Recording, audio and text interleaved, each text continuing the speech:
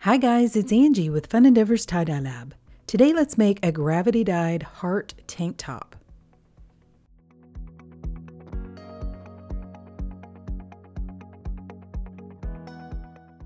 The tank top that I'm going to ice dye is a District brand tank top, and it's a racer back.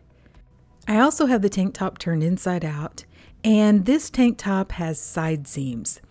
So I'm going to use the side seams and center the tank top where I have both halves of the front of the tank top next to each other and both halves of the back of the tank top next to each other. Then that way, whenever I apply the dye, both halves of the front are going to look more similar, and the same thing with the back. I've sped the video up, but down below in the description for this video is a link to another video which shows how to center a shirt. Okay, so now that the tank is centered, I'm going to draw half of a heart on that center seam. I'm going to place the heart on both the front and the back side of the tank top. And I've made myself a stencil out of a piece of plastic cutting board which I purchased from the Dollar Tree dollar store. This cutting board is very thin, and I just drew half of a heart onto the piece of cutting board and then used a pair of scissors to cut it out. You can just draw on half of a heart if you'd like. I use a stencil because if I want a little bit more uniformity, if I'm doing several shirts at the same time and I want them to look similar, having the stencil allows me to get pretty much the same shape on each one of the shirts. So I placed my stencil on that center seam and then used a washable marker to trace around it. Now I'm going to fan fold my line. And I found that it's easier to fan fold heart shapes if I start at the top of the heart. I think it's easier to make that curve in the heart before I have a whole lot of fabric that I'm trying to hold on to.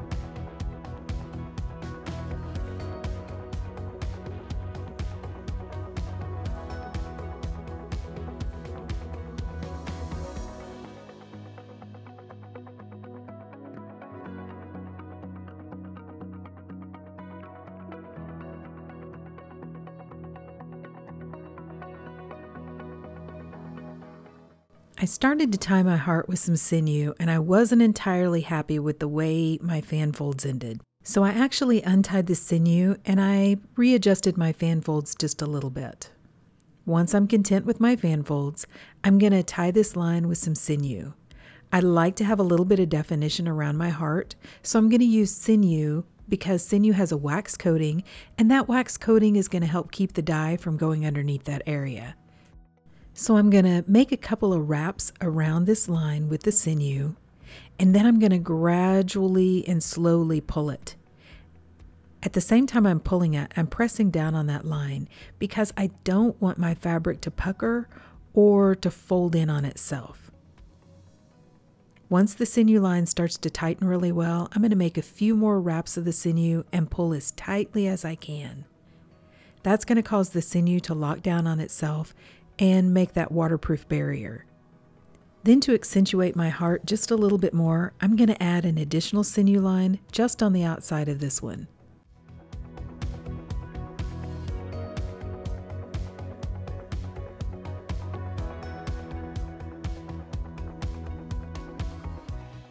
After tying this shirt, I went ahead and tied a couple more, and by the time I came back to actually apply the dye to this shirt, it was completely dry.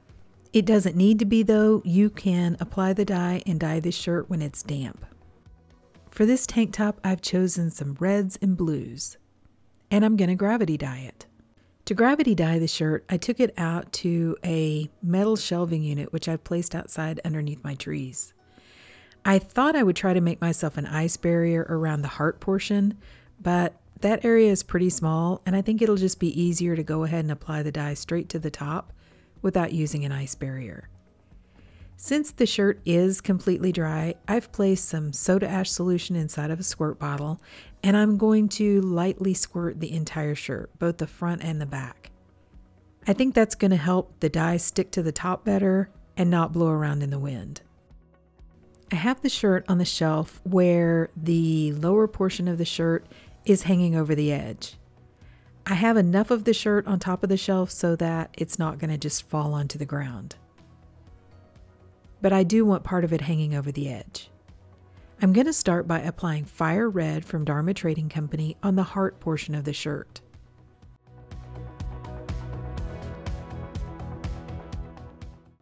Then I'm also going to make a line of the Fire Red on the portion of the tank top that I'm going to gravity dye. I don't want to make this line too long. I want to allow the dye to naturally be pulled down the shirt. That's the cool thing about gravity dyes is the shirt will pull the dye down through the shirt to the very end of the shirt. So I don't like to add too much dye. I like to allow the process to happen naturally. I'm going to leave a space in between the two reds, but I'm going to place a line of Chinese red from Dharma on the shirt too. Then I'm going to use two blues on the shirt too. I'm starting with Midnight Blue, and I'm placing that in the space above the Fire Red. If you'll notice, I'm trying to leave some white space in between all the colors. That's going to allow the colors an opportunity to spread out a little bit and to move. Then in between the two reds, I'm going to place a line of Houdini Blue from Dharma.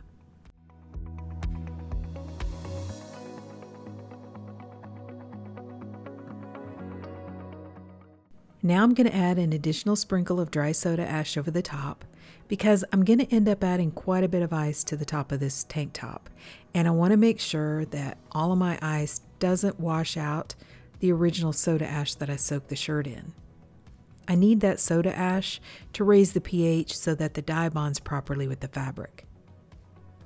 So for shirts like this, I have found that it's easiest to use large chunks of ice.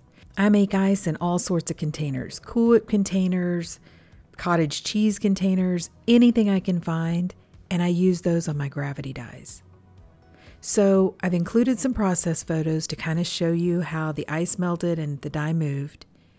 After that first chunk of ice melted, I added a second chunk of ice, then actually came back and added a third chunk of ice.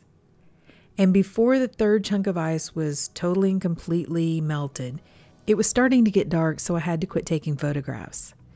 The next morning, I woke up to the sound of thunder, so I darted outside and got my shirt, placed it inside of a container that had a rack that I had just sat down inside of the container, and placed the shirt kind of in the same position I had it on the shelving rack outside, so that the end of the shirt was hanging down and so that the dye could continue to move to the end of the shirt. I didn't add any more ice. I went ahead and just left it alone in the garage, and probably about 24 hours later, I came back and began to rinse it. I obviously bumped my camera shortly after I began the filming process for the rinse, so I don't have all that process, but I rinsed it like I normally do. I started in cold water to rinse out the soda ash, warmed the water up to hot, and continued rinsing in hot water to rinse out the excess dye that didn't bond with the fabric.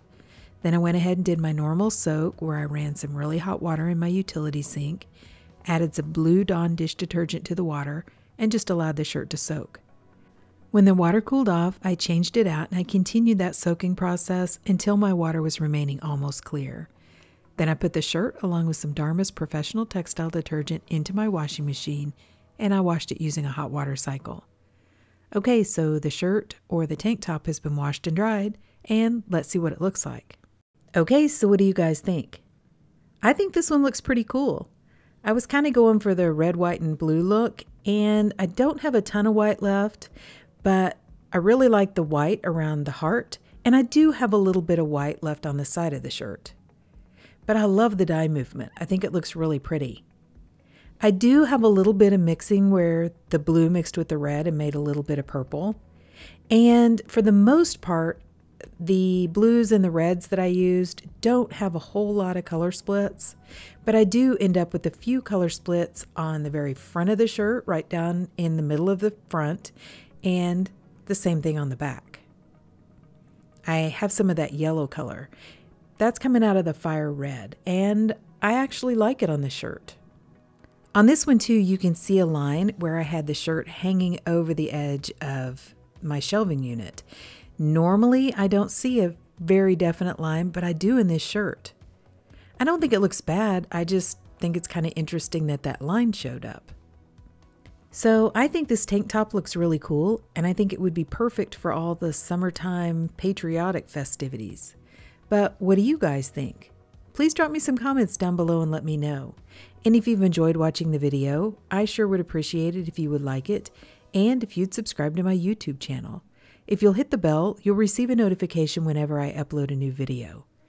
Thank you all for watching, and I hope you have a great day.